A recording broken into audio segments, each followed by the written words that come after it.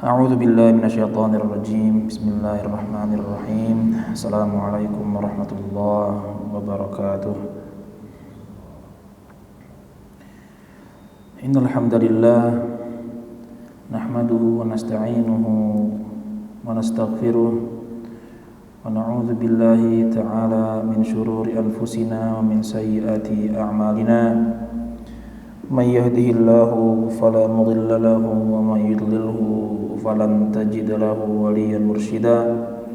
Wa asyhadu an la ilaha illallah wahdahu la syarika lah wa asyhadu anna nabiyyana wa rasulana Muhammadan abdullahi wa rasuluh salawatullahi wa salamuhu alaihi wa ala alihi wa ashabihi wa man ihtada bihadihi ila yaumiddin. Wa ba'd. Ikhwati wa akhwati al-ajilla rahimani wa rahimakumullah jami'an. Kita lanjutkan kembali pembahasan kitab Sifatus Shalah, yang sebelum kita masuk ke dalam judul yang sudah disebarkan dalam flyer,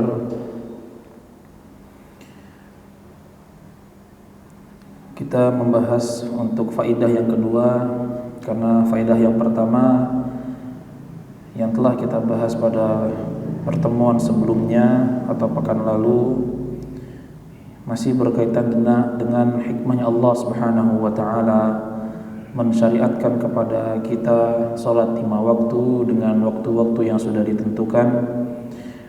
Faidah yang kedua kita bahas pada sekarang ini adalah law jumi'at fi waqtin wahidin la baqiyal insanu baqiyatal yaumi wal lailah biduni ay yata'abbada li rabbih bis salatil mafruḍah.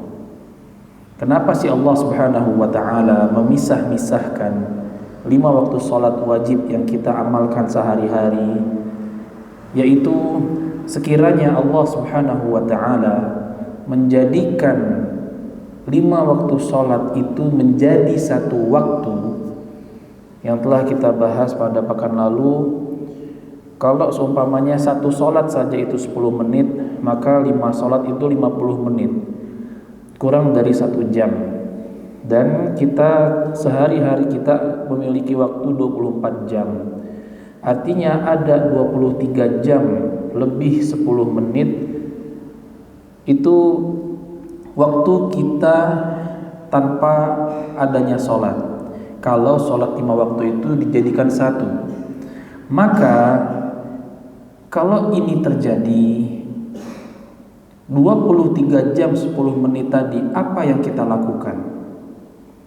Malah membuat diri kita lalai dan jauh dari zikir menyebut nama Allah Subhanahu wa taala.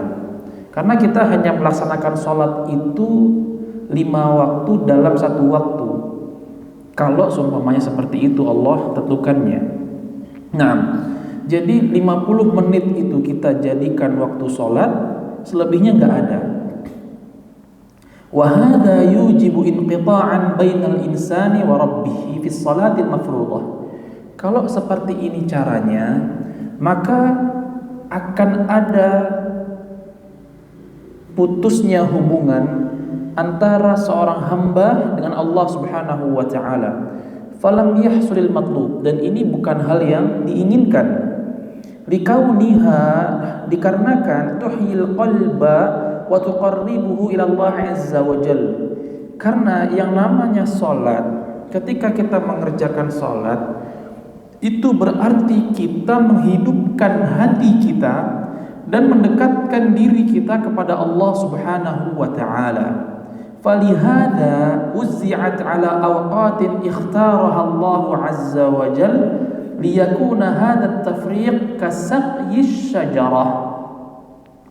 Maka dari itu Allah Subhanahu wa taala tidak menjadikan yang namanya salat 5 waktu itu dikerjakan dalam satu waktu, tapi Allah pisah-pisah, Allah pencar-pencar waktu tersebut.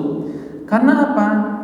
Ketika Allah Subhanahu wa taala memisah-misah waktu salat dalam satu hari 24 jam yang kita lewati, itu sama seperti kita menyiram sebuah tanaman. kullama ghafala al-insan an dzikrillah raja'a ila dzikri. Kalau kita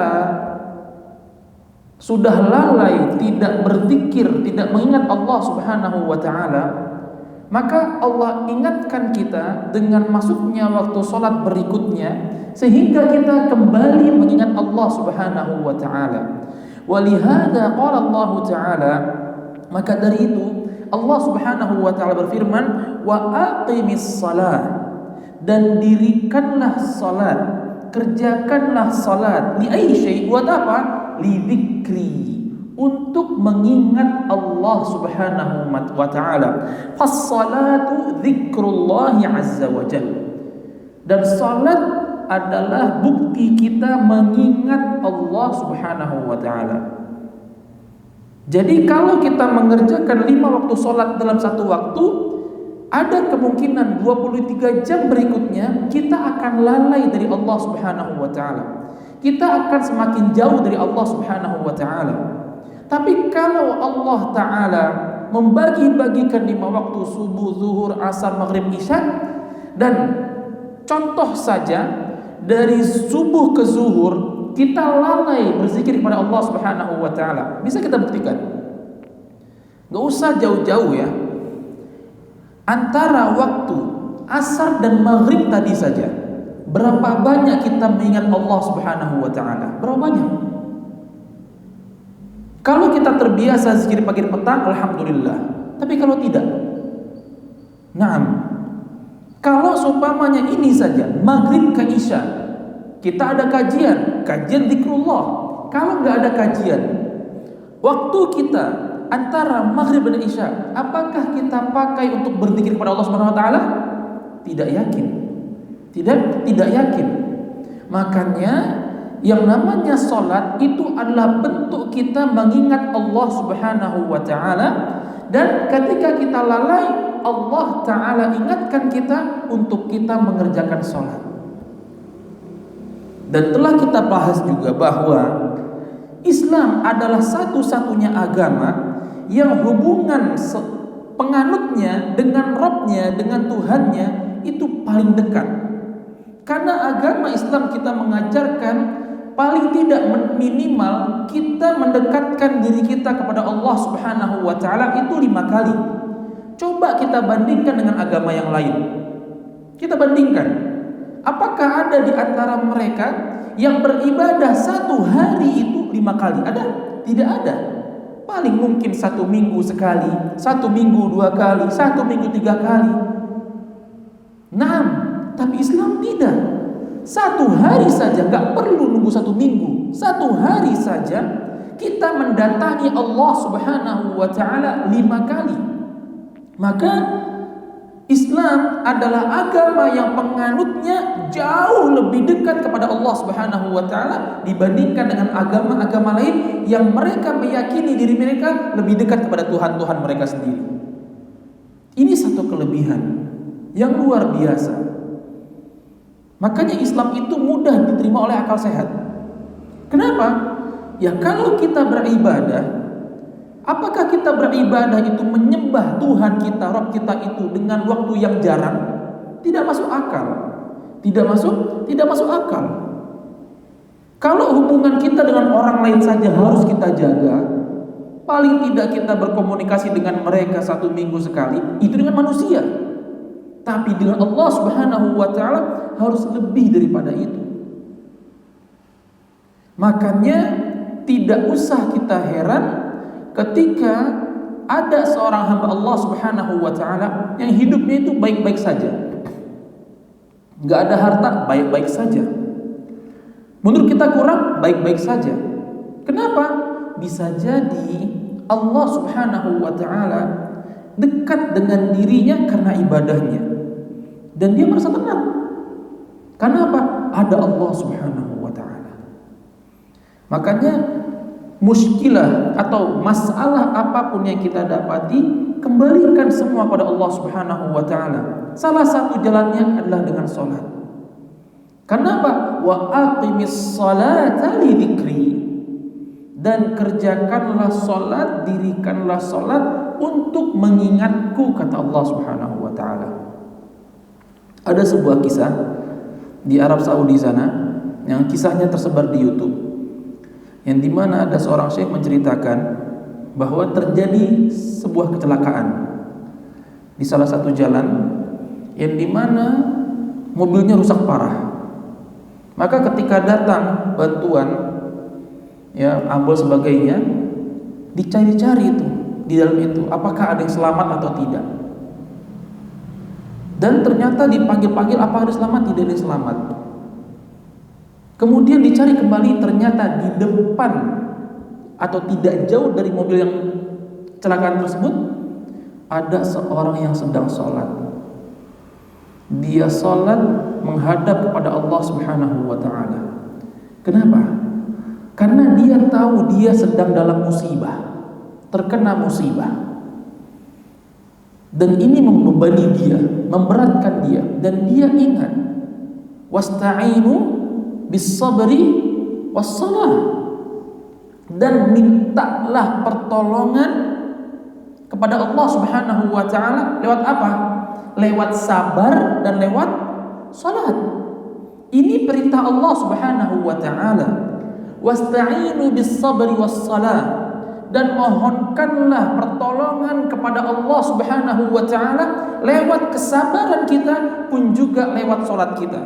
Wa innaha lakabiratun illa 'alal khashi'in.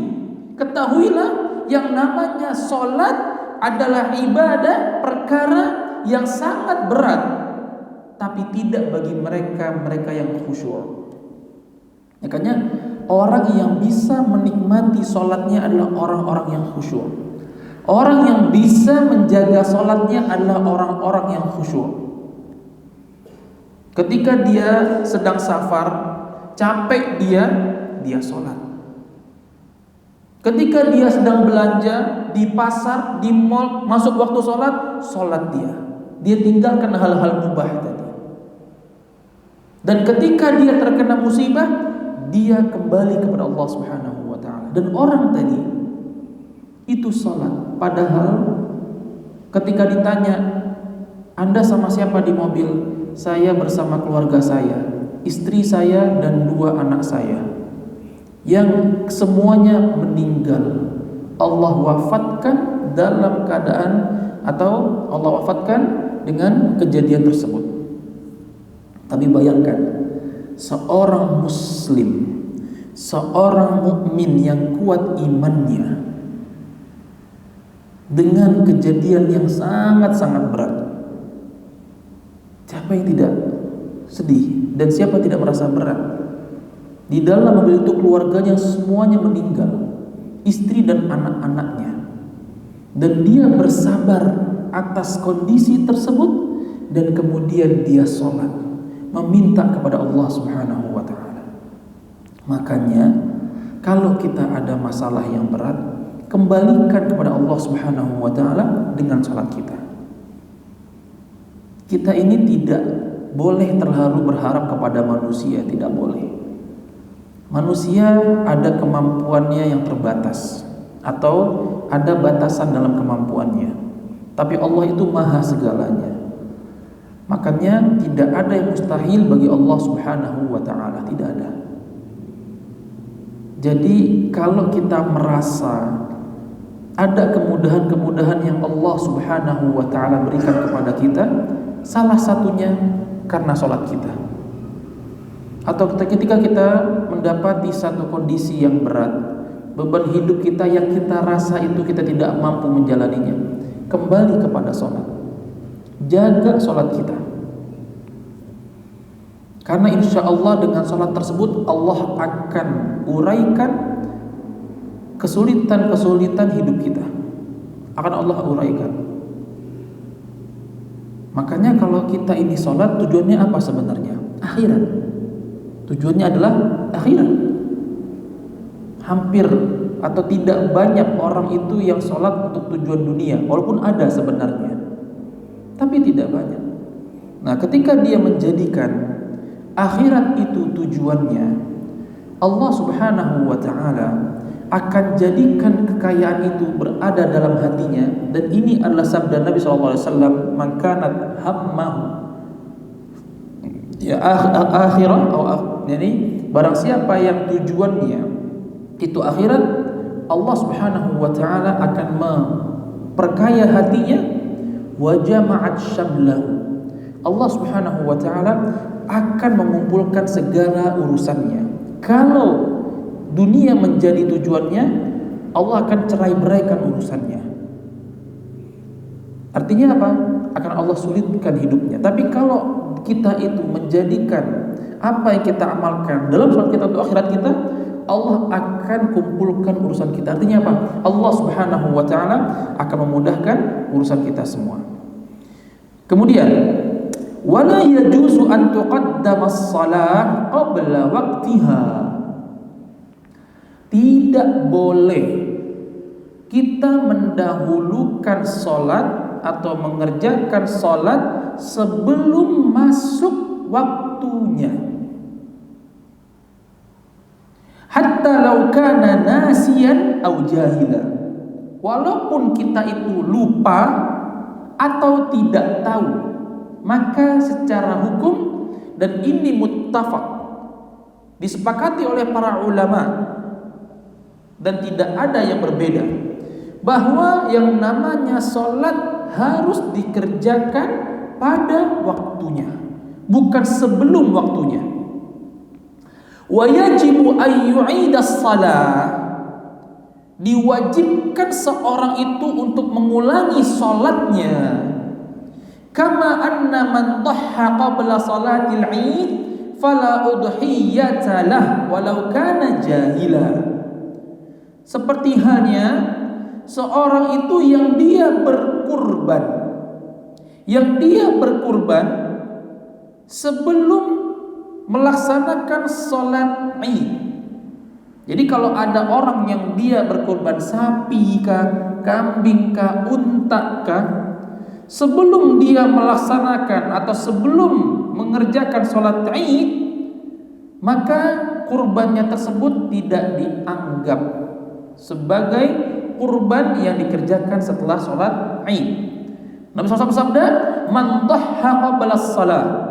Barang siapa yang berkurban sebelum, atau barang siapa yang menyembelih kurbannya sebelum mengerjakan salat Id, fa innama dzabaha li nafsi.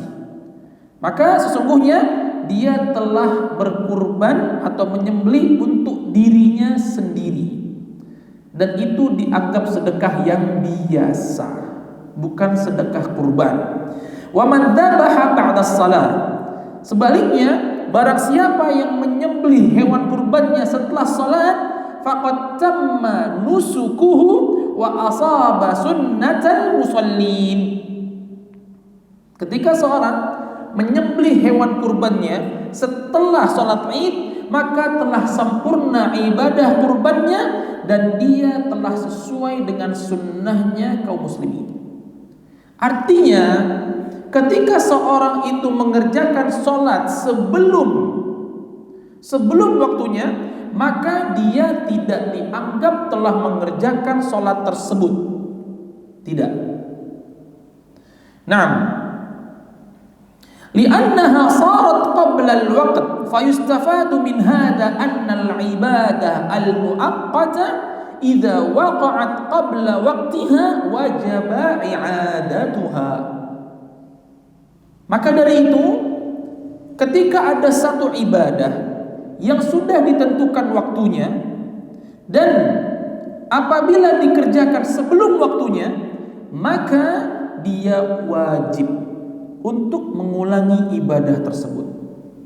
Kalau sholat sebelum waktunya, ada seorang zuhur jam 12, sebelum jam 12 dia dah sholat zuhur, maka sholat zuhur tadi tidak dianggap, dan dia harus mengulangi sholat zuhurnya kapan? Setelah adzan zuhur berkumandang. Sama seperti berkurban tadi. Kalau seorang menyembelih kurbannya sebelum sholat Idul Adha, maka kurbannya tadi tidak dianggap sebagai ibadah kurban, tapi hanya ibadah biasa saja, bernilai sedekah biasa saja. Kalau dia ingin dianggap sebagai nilai ibadah kurban, dia harus mengulangi dia beli lagi sapinya, beli lagi untanya, dibeli lagi kambingnya, dan dikurbankan atau disembelih setelah salat Idul Adha. Nah, lau anna rajula, kita masuk dalam masalah. Sekiranya seorang fi ghaimi dhanna anna asy-syamsa qad gharabat. Kalau seseorang itu melihat langit mendung dan dia menganggap bahwa matahari telah terbenam, fasallal maghrib, maka dia kerjakan sholat maghrib. Kenapa? Merasa sudah gelap, matahari terbenam, maka dia sholat maghrib. Tsumma tala'atis syams, tapi ternyata setelah dia sholat maghrib terbukalah awan-awan tadi dan dia tahu, oh ternyata matahari belum terbenam, masih ada mataharinya. Wa tabayyana annaha lam taghrib, dan dia mengetahui matahari belum terbenam, fala tasihhu salatuh, maka salatnya tidak sah. Seumpama kita waktu maghrib itu jam 6 kurang 10, ya. Sekarang ini masya Allah kita punya banyak kemudahan, ada handphone, ada jam di dalamnya, ada jam tangan kita, di rumah-rumah ada jam. Coba kalau kita itu di satu daerah yang itu benar-benar tidak ada jam. Nah, tidak ada jam, kemudian kita lihat patah langit gelap,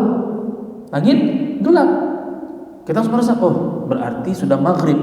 Sholat dia maghrib, Allahu Akbar. Setelah dia sholat, ternyata langit jadi cerah lagi, matahari belum terbenam, maka sholat maghribnya tadi tidak sah. Harus diulangi ketika matahari sudah tenggelam. Antum pernah ngerasakan kalau hujan itu lagi masya Allah derasnya, jangankan jam 5:30, jam 5 sore aja, kalau hujannya atau mendungnya itu luar biasa, kadang kita bilang apa? Udah maghrib ya, kayak maghrib ya, rumah-rumah udah pada nyala lampunya. Padahal jam berapa? Masih jam 5. Atau pernah nggak kalau kita itu tidur habis asar, bangun-bangun jam 5 sore, kemudian kita bilang, wah udah pagi ya, udah subuh ya. Kenapa? Gelap. Padahal itu jam sore. Nah, ini satu kondisi yang kita terkadang itu menganggap sudah masuk waktunya, padahal belum. Padahal belum. Nah, ini yang harus kita antisipasi. Jadi sangat-sangat penting bagi kita untuk tahu kapan waktu sholat. Kita sudah ada kemudahan kan, handphone, ya. Jadi kita tahu, oh maghrib jam sekian. Kalau seumpamanya jam 6 kurang seperempat udah gelap banget, berarti apa? Berarti tetap belum masuk waktu sholat maghrib. Kenapa? Kita tahu, karena sholat maghrib itu jam berapa? 6 kurang 10. Nah, ini juga yang perlu kita antisipasi kalau kita safar, khususnya safar menggunakan mobil, ya. Itu pun melewati perkampungan atau kebun atau hutan, apalagi dalam kondisi lagi puasa Ramadan contohnya. Karena itu kan alhamdulillah ya sering pulang kampung ke Sumatera Barat sana, naik mobil. Kalau sekarang masya Allah ya udah hampir full tol lah sekarang kan, sampai Palembang udah tol dan akan tambah lagi sampai Jambi. Dulu kan tidak.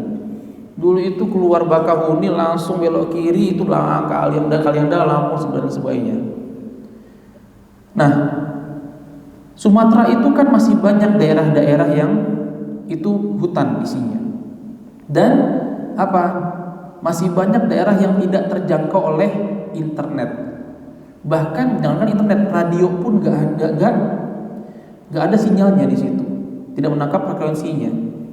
Jadi kita itu kalau misalkan seumpama nih sudah tahu nih, kita sudah masuk daerah Sumatera Selatan dan kita hafal perbedaan waktu maghrib atau perbedaan waktu sholat antara Jakarta dan Sumatera Selatan itu kurang lebih sekitar 10 sampai 15 menit.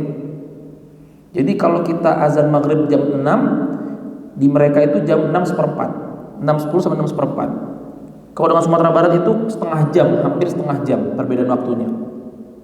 Nah, kita itu kalau sudah lewatin daerah, yaitu perkebunan berhektar-hektar luasnya, gak ada sinyal, bahkan radio pun gak dapat kita gak menangkap frekuensinya.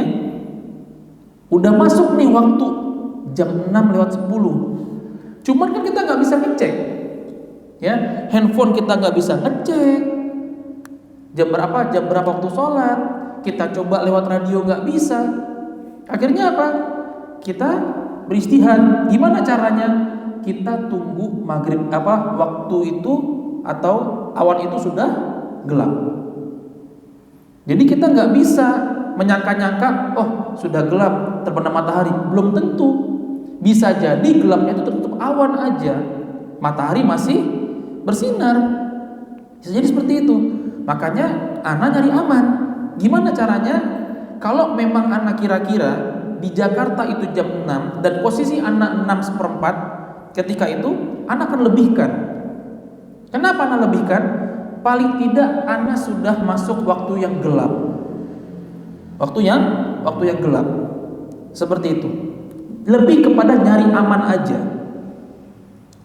Nah, itu kalau kita gak bisa ya untuk ngecek dari handphone kah atau dari radio kah. Kita lebih aman seperti itu. Bukan sengaja ya, bukan sengaja menunda berbuka, nggak boleh. Berbuka itu kan sunnahnya kan ta'jil, disegerakan, bukan ditunda. Nah, kemudian lau anna rajulan, sekiranya seseorang qama wara'a as-sa'ati fil lail, dia bangun ya di akhir malam atau menjelang pagi, wa dhanna anna al-fajra qad tala'a, dan dia menyangka bahwa fajar telah terbit, fa shallal fajr, kemudian dia pun sholat subuh, thumma tabayyana anna al-fajra lam yatla, dan dia kemudian setelah sholat baru tahu, oh ternyata belum masuk waktu subuh, fala tasihhu sholatu, maka sholat subuhnya tadi tidak sah, wala tujzi'uhu 'anil fariḍah, tidak dianggap dia telah menunaikan kewajibannya, wa yalzamuhu al-i'adah, dan dia harus mengulang sholat tersebut. Nah, makanya satu hal yang harus kita jaga ketika kita berada di daerah yang baru. Kenapa? Karena kita itu tidak tahu kapan masuknya waktu sholat. Orang-orang tuh kadang itu lalai terhadap masalah seperti ini. Perkara itu dianggap sepele. Jadi kemanapun dia pergi, ya cuek aja, dan dia tidak peduli akan waktu sholat. Subhanallah. Tapi kalau kita peduli waktu sholat, kemanapun kita pergi, mau kita perginya ke arah timur, yang itu lebih cepat 1 atau 2 jam, atau ke arah barat yang waktunya itu lebih lambat 10 sampai 30 menit, bahkan 40 menit ke belakang, kita harus tahu itu. Nah, contoh saja ke Malaysia. Sebagian kita itu nggak tahu kalau di Malaysia itu, khususnya di Kuala Lumpur, sholat subuhnya itu kalau kita mungkin jam berapa? Jam 5:04 ya. Di Malaysia jam berapa? Jam 6. Jam 6. Karena perbedaan waktu kita sama Malaysia 1 jam. Satu jam. Yang dimana Malaysia itu 1 jam lebih dahulu dibandingkan kita. Jadi kalau sekarang di kita ini jam 7, Malaysia jam berapa? Jam 8. Nggak percaya bisa cek. Ya. Malaysia itu lebih dahulu dari kita 1 jam. Waktu sholatnya itu sama dengan waktu sholat di Sumatera Barat dan Riau, ya, kemudian Batam sebagainya. Cuman mereka lebih cepat 1 jam.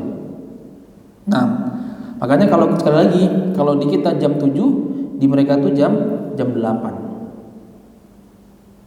Taib. Nah, dari situ kita harus paham di mana kita tinggal. Oh, di situ begitu ya jamnya, sholatnya di waktu itu ya. Supaya apa? Supaya kita tidak salah. Dan terkadang ini juga Anda dapati, ada beberapa tempat yang masjidnya itu khususnya di waktu subuh, mereka mengumandangkan azan pertama. Biasanya azan pertama itu waktu subuh 1 jam sebelum waktu subuh yang kedua atau fajar shadiq.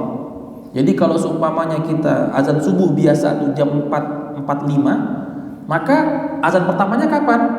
Jam 3.45. Umumnya setengah jam sebelum itu, jam 4:15. Nah, ada beberapa orang yang dia tidak tahu kondisi itu. Akhirnya apa?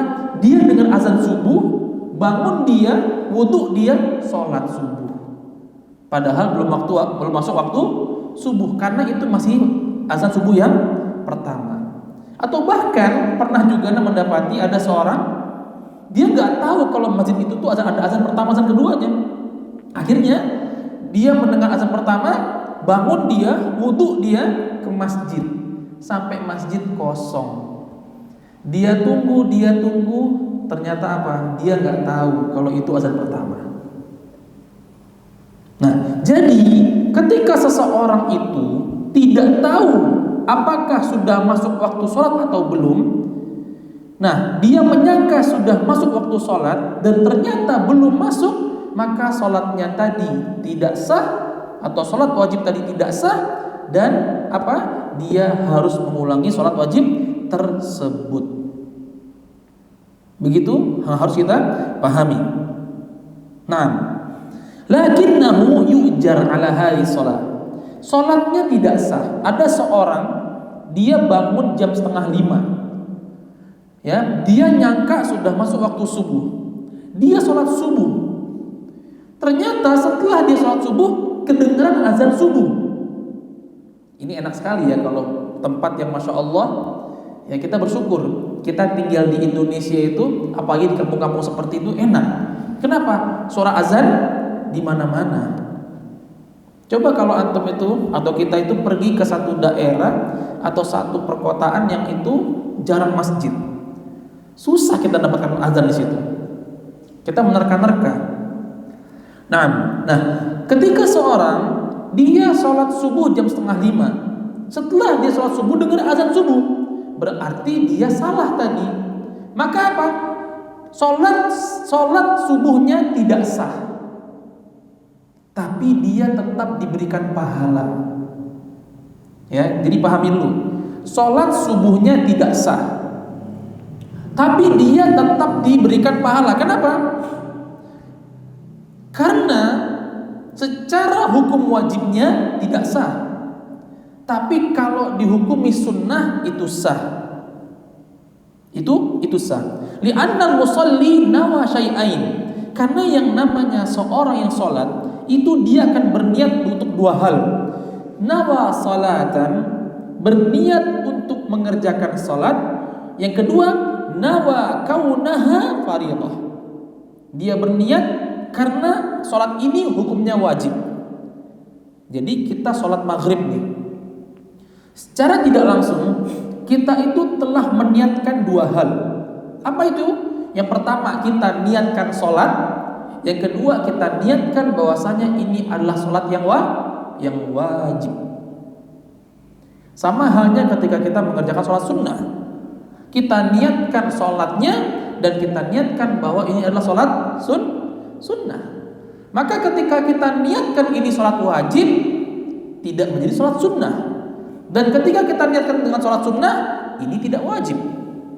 Seperti itu. Jadi ketika kita telah melaksanakan sholat wajib sebelum masuk waktunya, hukum wajibnya gugur atau tidak sah. Tapi sholat kita itu tetap diberikan pahala. Diberikan pahala. Naam.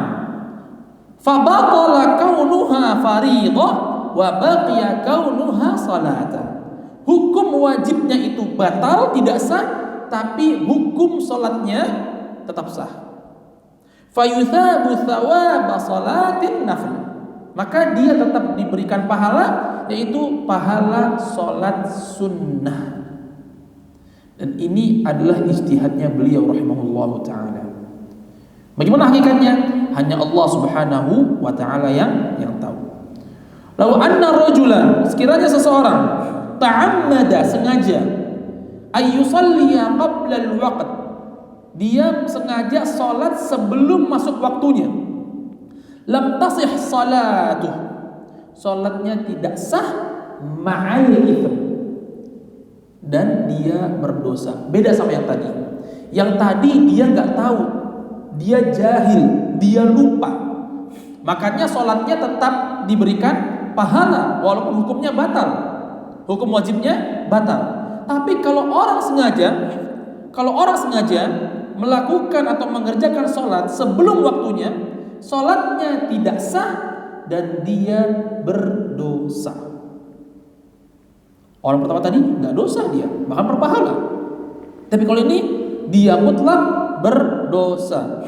Kemudian, idza ta'ammadal insan, ketika seorang itu sengaja ta'khiras salati an waqtiha biduni udhur, dia sengaja mengakhirkan salatnya ya dengan uzur atau tanpa uzur, thumma sallaha ba'dal waqt, kemudian dia salat tersebut setelah waktunya lewat, mithla rajulin, ya, seperti orang yang dia yusallil fajr, dia salat fajar, salat subuh ba'da tulu'isy syamsi muta'ammidan, dia sholat subuh setelah terbit matahari dengan sengaja. Kita garis bawahi situ. Dengan sengaja. Yaqul, dia mengatakan, innahu la yaqumu hatta ya'ti waqtud dawam. Fa idza ja'a waqtud dawam qama wa shalla fa innaha la tuqbal minhu walau shallaha alf marrah. Dia sengaja. Pokoknya dia itu bangun jam 7. Dia sengaja itu. Matahari terbit, udah tinggi. Alasannya apa? Dia bilang, saya itu ya tidak akan sholat subuh kecuali saya akan sholat subuh sebelum saya berangkat kerja. Ya di kita kan umumnya kan orang kerja setengah 8, jam 8, setengah 9. Kemudian dia sholat subuhnya kapan? Sebelum berangkat kerja. Maka kita katakan sholatnya tidak sah dan tidak akan diterima sama sekali, walaupun dia sholat seperti itu sebanyak 1000 kali banyaknya, tidak akan sah dan tidak akan Allah terima. Kenapa? Dia sholat di luar waktunya. Makanya anak agak kaget ketika di YouTube ya ada podcast seorang katanya muslim, dia bilang, saya kalau bangun tidur jam 7. Dan dia bangga menyebutkan di situ. Dijelaskan subhanallah. Bangun jam 7. Bangga sekali dia. Walaupun dia katakan tetap kok saya sholat subuh, itu sudah salah. Dan tidak bisa dianggap dia tetap ingat sholatnya. Enggak. Dia lalai dalam sholatnya itu. Karena apa? Dia sengaja bangun jam 7. Kalau kita itu terbiasa bangun dengan alarm, ya harusnya kita atur alarm itu. Kita atur alarmnya. Kapan? Oh, kalau misalkan sholat subuh jam 4.45, kita atur 4.45 atau 4.30. Kita atur itu. Dan gak ada alasan ketiduran. Tidak ada alasan ketiduran, kecuali emang tidurnya itu subhanallah. Yang lu pernah ceritakan kan, anak pernah seperti itu, saking capeknya. Karena memang ada Orang-orang itu jangankan pakai alarm, ya, dipukul aja nggak bangun dia. Kan mau saking capeknya kan, tidak sengaja itu. Tapi kalau ini sengaja, maka mau dia dengan 1000 sholat pun seperti itu caranya, itu gak akan Allah terima. Bukan ana yang bilang. Siapa yang bilang? Allah tabaraka wa ta'ala. Allah mengatakan innas salata kanat 'alal mu'minina kitaban mawquta.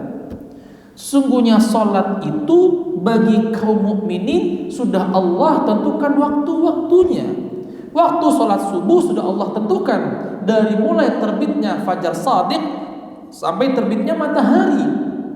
Artinya setelah terbitnya matahari itu tidak boleh lagi mengerjakan salat subuh. Adzan dulu. Seperti yang sudah Anda sampaikan pada pekan lalu bahwa berkaitan dengan salat-salat 5 waktu ini kita tidak boleh mengerjakan sebelum waktunya. Tapi berbeda dengan salat Jumat. Salat Jumat itu terdapat 4 riwayat dari Nabi Muhammad SAW, yang salah satunya dari sahabi Salamah ibnul Aqwa radhiyallahu taala anhu. Beliau mengatakan kunna nusalli ma'a Rasulillah sallallahu alaihi wasallam fi salatil jumu'ah thumma nansarifu wa laysa lil hiytani dhillun nastadhillu bih. Kami pernah salat bersama Rasulullah sallallahu alaihi wasallam salat Jumat, yang kami selesai mengerjakan salat Jumat dan kami melihat bahwa tembok-tembok itu tidak ada bayangannya. Artinya posisi matahari tepat di atas. Dan kita sudah tahu bahwa masuknya waktu zuhur kapan? Bukan ketika matahari tepat di atas, tapi ketika matahari sudah mulai condong ke arah barat. Itu menandakan masuknya waktu zuhur. Nah, di sini para sahabat Nabi SAW sholat Jumat bersama Nabi SAW. Yang kita tahu sholat Jumat itu bukan sholat doang, ada khutbahnya. Paling tidak kalau kita khutbah itu 20-30 menit baru itu sholat. Nah, para sahabat sudah mendengarkan khutbah Nabi, sudah sholat Jumat bersama Nabi, mereka pulang dan mereka melihat tembok-tembok itu tidak ada bayangannya. Artinya matahari tepat di atas mereka dan belum masuk waktu zuhur. Apakah boleh sholat Jumat sebelum waktu zuhur? Kita katakan boleh. Boleh. Dan ini adalah hadis-hadis yang sahih. Hadis-hadis yang sahih. 4 hadis ini berarti sahih. Sebagaimana disebutkan dalam riwayat yang lain, kunna nujammi'u ma'a Rasulillah sallallahu alaihi wasallam idza zalatis syamsu thumma narji'u fanatatabba'ul fai'. Kami ini sholat Jumat, nujammi'u itu sholat Jumat bersama Nabi sallallahu alaihi wasallam, dan setelah kami pulang kami mendapati bayangan itu baru mulai condong ke arah timur. Artinya matahari sudah mulai ke arah barat. Maka boleh-boleh saja seorang itu sholat Jumat sebelum waktu zuhur, tapi tidak bisa kita amalkan, kita kerjakan pada saat sekarang ini. Kenapa? Pertama, akan timbul fitnah. Coba kalau nggak percaya, Al-Emar azan Jumat itu jam 11:04. Kita jam 12 sholat subuh, azan zuhur kan? 11:04 azan Jumat. Gak usah pakai speaker luar, speaker dalam aja. Khotib naik mimbar, sholat Jumat, pulang-pulang ketemu ibu sama istri. Nggak Jumatan, kan begitu. Lah kan udah tadi, loh kok udah? Akhirnya apa? Orang bertanya-tanya, kok bisa belum waktu zuhur tapi sudah Jumatan? Itu akan menimbulkan fitnah. Yang kedua adalah kalau kita sholat jam 11:04 atau kita kumandangkan azan Jumat 11:04, maka perempuan-perempuan yang di rumah Mereka itu sholat zuhur apa sholat Jumat? Sholat zuhur. Apakah sah sholat mereka ketika kita mengumandangkan azan Jumat? Sah tidak? Tidak sah dong. Karena kita sholat Jumat, mereka sholat zuhur. Sedangkan sholat zuhur jam berapa waktunya? Jam 12. Artinya mereka mengerjakan sholat zuhur sebelum masuk waktu zuhur. Seperti itu. Makanya apa? Makanya kita tidak mengerjakan atau mengamalkan hadis ini. Jadi kita tetap mengerjakan sholat Jumat itu kapan azannya dimulai? Ketika masuk waktu zuhur. Wallahu ta'ala alam bissawab. Ini kaji kita yang kita bisa bahas, tidak perlu panjang lebar tentang masalah hukum Jumat ini. Artinya adalah, atau kesimpulannya adalah, kita tidak boleh mengerjakan sholat sebelum waktunya. Ya, apabila kita mengerjakan sebelum waktunya tanpa disengaja atau lupa, dan kita setelahnya baru tahu belum masuk waktunya, maka sholat kita tadi tidak sah. Diberikan pahala, dianggap sholat sunnah, tapi hukum wajibnya tidak terlaksana, dan dia atau kita harus mengulangi sholat tersebut atau setelah waktunya. Seperti itu. Tapi kalau seorang sengaja ya sholat di luar waktunya atau sebelum waktunya, dia tahu itu, maka sholatnya tidak sah dan dia berdosa. Na'udzubillah min dzalik. Dan sholat Jumat itu boleh dikerjakan sebelum masuk waktu zuhur, karena ada 4 hadis yang sahih, yang semuanya itu hukumnya adalah sahih. Ya, hukumnya adalah sahih, tapi tidak bisa kita amalkan pada saat sekarang ini. Maka kita sholat Jumat sekarang dengan waktu yang normal. Apa itu? Ketika sudah masuk waktu zuhur. Wallahu ta'ala a'lam bishawab. Silakan Pak. Waalaikumsalam warahmatullahi wabarakatuh. Ketika saya niat dari rumah mau niat maghrib, ujuk-ujuk saya lupa Pak. Jadi niatnya isya, gitu. Niatnya isya. Setelah 1 rakaat, saya baru ingat, oh ini maghrib gitu kan. Nah akhirnya saya di hati itu kan niat maghrib lagi. Ya waktunya masih maghrib lah gitu kan. Nah terus saya datang ke sini, gitu. Nah itu niat di tengah jalan itu menjadi tadinya isya jadi maghrib, bagaimana? Wallahu ta'ala a'lam bishawab. Terkait dengan perubahan niat, kalau hukumnya masih sunnah itu diperbolehkan. Contoh puasa sunnah. Jadi seumpamanya yang namanya puasa itu kan harus niat sebelum azan subuh. Mau niat dari tadi malam kah atau jam 3 pagi kah, pokoknya sebelum subuh dia harus niat dulu. Nah seumpamanya kita dari malam Senin kita nggak niat puasa. Nah kemudian sampai pagi jam 7 kita belum makan, belum minum. Kemudian kita bilang, udahlah puasa aja deh. Boleh nggak itu? Boleh. Kenapa? Karena Nabi SAW itu pernah berkunjung ke rumah salah satu istrinya dan menanyakan, ada makanan nggak? Nggak ada, kata istrinya radhiyallahu taala anha. Maka Nabi mengatakan, idzan fa ana shaim. Kalau gitu saya puasa sunnah. Tapi puasa wajib, sumpamanya ada orang nggak tahu nih besok Ramadan, nggak tahu, dia nggak dengar pengumuman, nggak nonton TV segala macamnya, dia belum niat dari malam, dan ketika masuk waktu subuh dia kaget, kok masjid ramai. Terus dia bilang, kok ramai? Lah kan kita udah mulai puasa.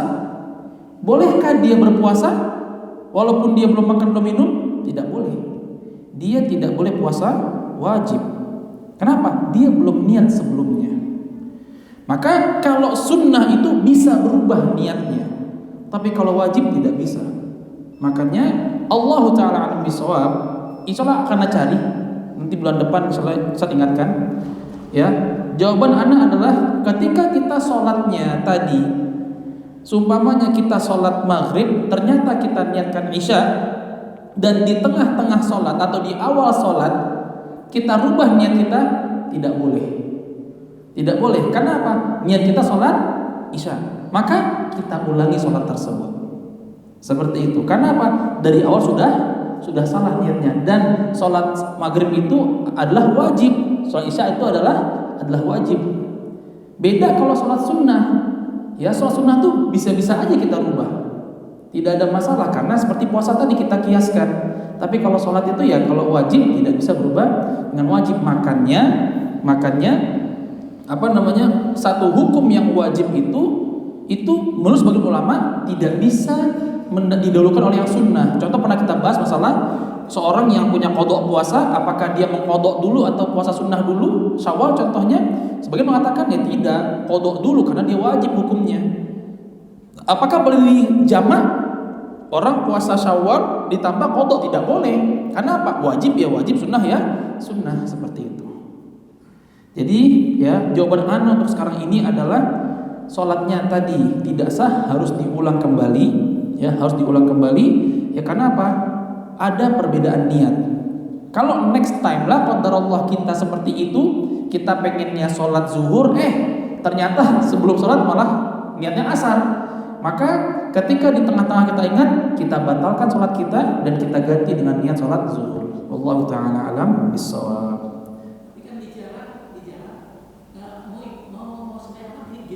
Iya, cuman kan Bapak sholat niat isya-nya kapan? Ya itu disengaja atau tidak? Ya semoga saja nggak ada masalah. Contoh begini, ini kita bicara masalah niat saja ya. Yang terkadang orang itu memaksakan niat itu harus nawaitu. Walaupun sebagian ulama itu memberikan hukumnya adalah mustahab. At-talaffuz bin niyah mustahab. Melafalkan niat itu adalah hukumnya sunnah. Itu bisa kita mendapatnya para ulama Syafi'iyah khususnya pun juga sebagian ulama Hanabilah. Nah, tapi kalau kita memperhatikan memang tidak ada dalilnya. Melafalkan niat itu nggak ada dalilnya. Para ulama mengkiaskan talaffuz bin niyah, melafalkan niat itu dikiaskan dengan niat haji dan umrah. Labbaik Allahumma hajjan, labbaik Allahumma umratan. Itu talaffuz. Dan itu dikiaskan. Artinya kalau haji umrah saja kita lafalkan, maka sholat pun juga. Cuman anak katakan, kalau kita mengambil hukum ini, konsekuensinya adalah segala ibadah kita tuh harus talaffuz bin niyah. Harusnya seperti itu. Kita mau zakat, nawaitu zakata. Bahkan kita mau nikah aja, pernahkah kita itu nikah sebelum nikah bilang nawaitu? Pernah? Ada yang pernah? Tidak ada. Tapi ketika kita mau nikah, sudah masuk belum niat nikahnya di situ? Sudah dong. Maka nggak perlu nawaitu kan? Contoh sholat. Sebentar lagi azan. Iqamah. Iqamah buat ngapain? Sholat apa? Udah niat belum itu? Sudah niat belum? Sudah niat. Ketika imam mengatakan istawu, mau ngapain kita? Sholat. Sholat apa? Isya. Udah niat bukan? Udah niat kan? Sudah. Maka ketika kita Allahu Akbar, itu sudah terhitung niat sholat Isya.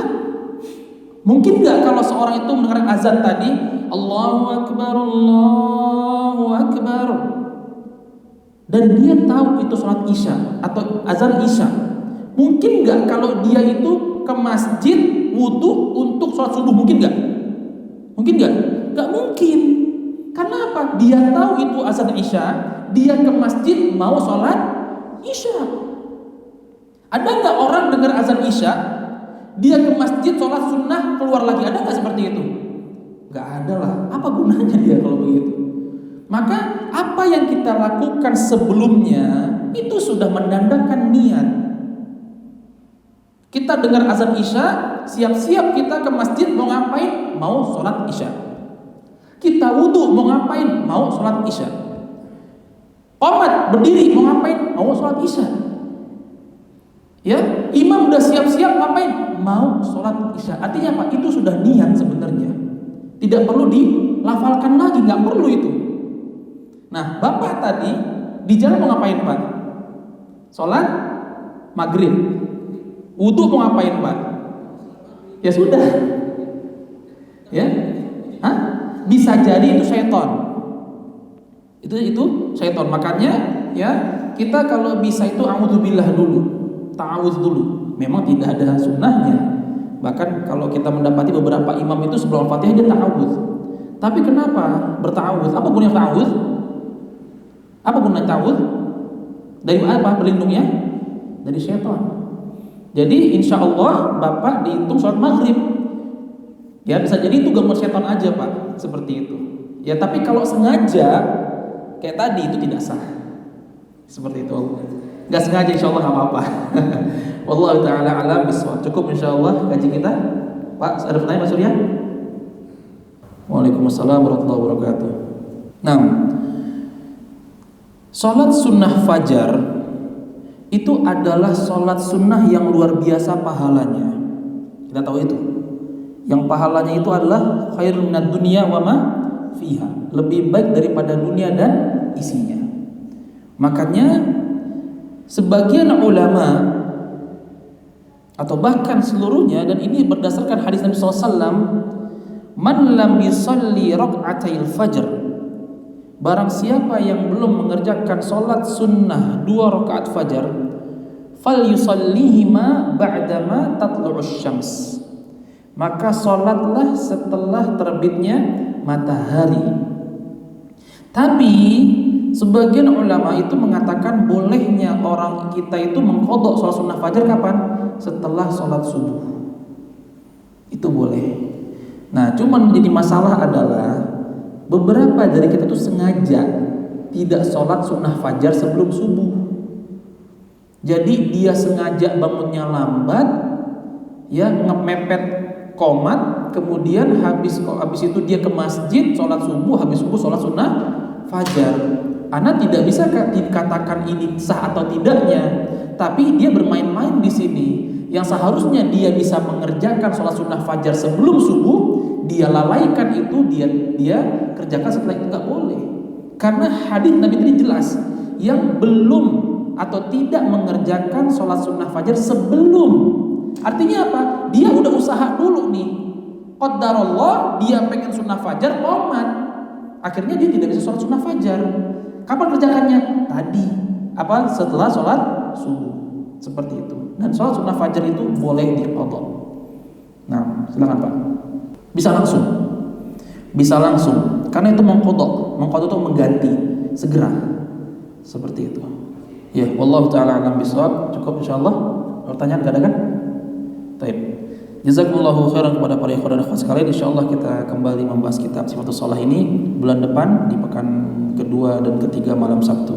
Kita cukupkan dengan kafaratul majlis. Subhanakallahumma bihamdika asyhadu an la ilaha illa anta astaghfiruka wa atubu ilaik. Wassalamualaikum warahmatullahi wabarakatuh.